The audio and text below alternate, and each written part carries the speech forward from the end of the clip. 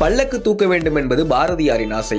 அவரின் ஆசையை நிறைவேற்றத்தான் ஜதிபல்லக்கு தூக்கினோம் என பல சுவாரஸ்யங்களை நம்மிடம் பகிர்ந்து கொண்டார் பாரதியின் எள்ளுப்பேரன் நிரஞ்சன் பாரதி.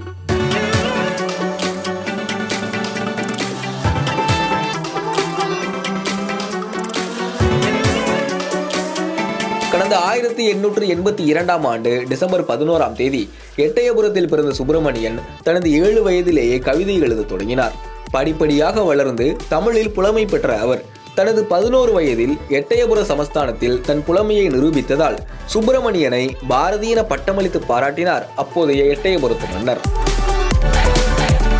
இதனைத் தொடர்ந்து கடந்த 1897ஆம் ஆண்டு செல்லம்மாவுடன் திருமணம் நடைபெற்றது. பின்னர் 1898ஆம் ஆண்டு காசிக்கு சென்ற பாரதியார் அங்கு ஹிந்தி, சமஸ்கிருதம் உள்ளிட்ட பல மொழிகளை கற்றுத்தேர்ந்தார். யாம் அறிந்த மொழிகளிலே தமிழ் மொழி போல் இனிதாவது எங்கும் காணோம் என தமிழின் பெருமையை உலகிற்கு உணர்த்தியது மட்டுமின்றி தமிழை வளர்க்க பல கவிதைகள், கதைகள் எழுதி புகழ் பெற்றார். இந்நிலையில்தான் அவர் பிறந்த தினமான இன்று நாடு முழுவதும் கொண்டாடப்பட்டது. அரசியல் கட்சி தலைவர்கள், ஆளுநர் RN ரவி உள்ளிட்ட பலரும் பாரதியாரின் உருவச்சிலைக்கு மாலை அணிவித்து மரியாதை செலுத்தினர். அதன் ஒரு பகுதியாக சென்னை அடுத்த திருவல்லிக்கேணியில் உள்ள பாரதியின் நினைவு இல்லத்தில் இன்று பிறந்தநாள் விழா கொண்டாடப்பட்டது. இந்த நிகழ்ச்சியில் தமிழிசை சவுந்தரராஜன் கலந்து கொண்டு பாரதியாரின் உருவச்சிலைக்கு மரியாதை செலுத்தினார். பின்னர் பாரதியாருக்காக செய்து வைக்கப்பட்டிருந்த பல்லக்கில் அவரின் உருவச்சிலையை சுமந்து சென்றார். இந்த நிகழ்வில் சிறுவர்கள் முதல் பெரியவர்கள் வரை ஏராளமானோர் கலந்து கொண்டு பாரதியாரின் பாடலை பாடியும் நடனமாடியும் பிறந்த நாளை கொண்டாடினர்.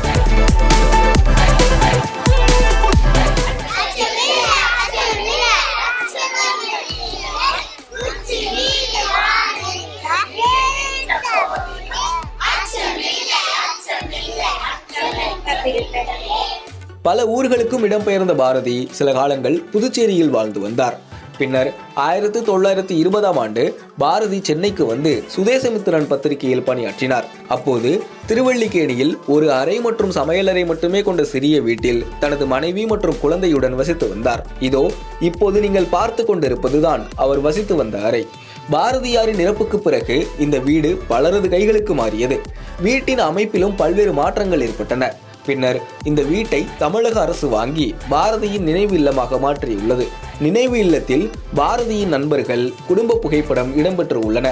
அதேபோல பாரதி தன் தம்பி நெல்லையப்பனுக்கு எழுதிய கடிதங்களும் காட்சிப்படுத்தப்பட்டுள்ளன. சுதேசமித்திரன், இந்தியா பத்திரிகை செய்திகளுமே இடம்பெற்றுள்ளது. இந்த வீட்டில் இருந்தபோது பாரதியார் அடிக்கடி பார்த்தசாரதி கோயிலுக்கு சென்று வருவார். அதனால் வருடா வருடம் அவரது பிறந்த நாளுக்கு பார்த்தசாரதி கோயிலில் தொடங்கி அவரது நினைவு இல்லம் வரை ஜதிபல்லக்கு தூக்கப்படுகிறது. பாரதிக்கு ஜதிபல்லக்கு தூக்குவது ஏன்? பாரதியாருக்கு பல்லக்கு தூக்குவதற்கான காரணம் என்ன என்பது குறித்து பாரதியின் எள்ளுப்பேரன் நிரஞ்சன் பாரதியிடம் கேட்டபோது, பாரதிக்கு பல்லக்கு தூக்க வேண்டும் என்பது அவருடைய ஆசை. அவரது ஆசையை எட்டயபுரம் மன்னருக்கு ஒரு சீட்டு கவிதையாக எழுதினார்.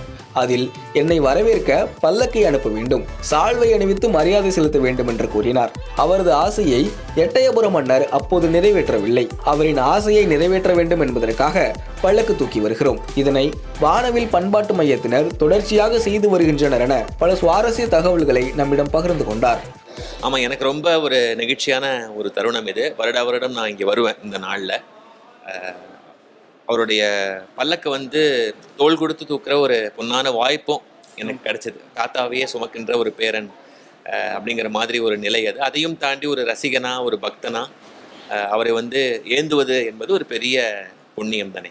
உங்களுக்கு பாரதியார் அவர்களின் ரொம்ப பிடித்த கவிதைனா எதை சொல்ற? நிறையா இருக்குது. ஒவ்வொரு காலகட்டத்திலும் நம்ம மனநிலைக்கு ஏற்ப ஏதாவது ஒன்று பிடிக்கும். தேடிச்சோறு நிதம் தின்று பல சின்னஞ்சிறு கதைகள் பேசி அப்படிங்கிற அந்த கதை, வேடிக்கை மனிதரை போலே வீழ்வேன் என்று நினைத்தாயோன்னு முடியும் இல்லையா, அந்த பிரபலமான கவிதை பிடிக்கும்.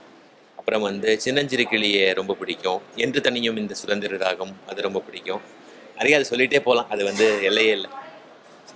இன்னொன்று என்னென்னா, இப்போ பாரதியார் அவர்கள் நமக்கு எல்லாருக்குமே தெரியும். அதே போல் கவிதை எழுதுவதில் கண்ணதாசன், வ.உ.சி. வாஞ்சிநாதன் இப்படி பல பேர் இருக்காங்க. ஆனால் நாம் ஏன் பாரதியாரை கொண்டாடுறோம்? அதுக்கு ஏதாவது? ஏன்னா அவர் வந்த பிறகுதான் தமிழுக்கே ஒரு புத்துயிர் வந்தது. இது எல்லாரும் ஒப்புக்கொள்ளுகின்ற விஷயம். நவீன தமிழினுடைய ஒரு தந்தையாக, ஒரு சிற்பியாக நாம் இன்றைக்கு பாரதியாரை பார்க்குறோம். ஏன்னா அதற்கு முன்னாடி தமிழ் பண்டிதர்கள் நடுவில் மட்டும் அல்லது மன்னருடைய சபைகளில் மட்டும்தான் இருந்தது. மக்கள் மொழியாக அது வந்து யதார்த்தமான ஒரு மொழியாக மாறல். பாரதியார் தான் வந்து அந்த நிலையை மாற்றினார். அதாவது தமிழ் அன்னைக்கு வந்து ஒரு நவீன உடை கொடுத்து இதை தரித்துக்கொள் என்று சொன்ன ஒரு தலைமகன்களில் அவர் ரொம்ப முக்கியமானவர். அவருக்கு அப்புறம் தமிழே மாறுது நமக்கு. கவிதையோ அல்லது உரைநடையோ எதுவாக இருந்தாலும் பாரதி தமிழ் அப்படிங்கிற ஒரு புது தமிழ் ஒரு பெரிய அலையாக உருவாகுது. அதனால்தான் அவரை நம்ம இன்றைக்கும் கொண்டாடுறோம். அவர் 100-120 வருஷங்களுக்கு முன்னாடி பாடின பல விஷயங்கள் இன்றைக்கும் நமக்கு பொருந்தக்கூடியதாக இருக்குது. அது அரசியலோ சமூகமோ பெண்ணியமோ ஆன்மீகமோ எதுவாக இருந்தாலும் இன்றைக்கும் அதை நம்மளால் பொருத்தி பார்க்க முடியுது. இன்றைக்கும் அவர் தேவையாக இருக்கார். எல்லா தலைமுறைகள்கிட்டையும் பேசக்கூடிய ஒருத்தராக இருக்கார். 100 வருஷம் ஆச்சு அவர் இறந்து. ஆனாலும் அவர் வந்து ஒரு அருங்காட்சியகத்தில் இருக்கிற ஒரு ஆன்டிக் அந்த மாதிரி ஒரு பொருளாக விஷயமா இல்லாமல் இன்று புதிதாய் பிறந்த ஒருத்தராக இருக்கார். அவருடைய கவிதை புத்தகத்தை இன்றைக்கு ஒரு பிறந்த ஒரு 2K கிட்டோ அல்லது ஒரு நவீன இளைஞனோ யுவதியோ வந்து எடுத்தால் கூட ஒரு புத்தம்புது குழந்தையை ஏந்திக்கிற மாதிரி தான் அவங்களுக்கு இருக்குது. அதனால எல்லாருக்குமான ஒரு கவிஞராக இருக்கிறதுனால நாம் அவர் கொண்டாடுறோம். பாரதி என்ற பெயர் அப்படி கேட்ட உடனே உங்களுக்கு டக்குன்னு ஸ்ட்ரைக் ஆகக்கூடிய ஒரு விஷயம் என்ன வாழ்க்கடா அவர் வாழ்க்கை அப்படிங்கிற அந்த விஷயந்தான். ஏன்னா 38 ஆண்டுகள் தான் வாழ்ந்தார். ஆனால் அந்த 38 ஆண்டுகளில் கிட்டத்தட்ட ஒரு 138 ஆண்டு காலம் ஒருத்தர் வாழ்ந்தால் என்னென்ன செஞ்சுருப்பாரோ அதெல்லாம் செஞ்சுட்டு போயிட்டார். அதுவும் ரொம்ப நெருக்கடியான ஒரு நிலையில். அந்த மாதிரி ஒரு வாழ்க்கை வாழறதே வந்து நினச்சி கூட பார்க்க முடியல. இப்போ விமர்சனங்களுக்கு அப்பால் அப்படி ஒருத்தர் வாழ்ந்திருக்க முடியுமா அப்படிங்கிறதே எனக்கு இன்னும் வரைக்கும் கூட ஒரு பிரமிப்பான ஒரு விஷயமா இருக்குது. இன்றைய தலைமுறைக்கு அவரை பற்றி தெரிஞ்சுக்கணுன்றது எவ்வளோ முக்கியத்துவமாக இருக்குது. கண்டிப்பாக வந்து 20ஆம் நூற்றாண்டினுடைய தமிழ் இலக்கிய சமூக தேசிய வரலாற்றை வந்து நீங்கள் பாரதியை தவிர்த்து நீங்கள் படிக்கவே முடியாது.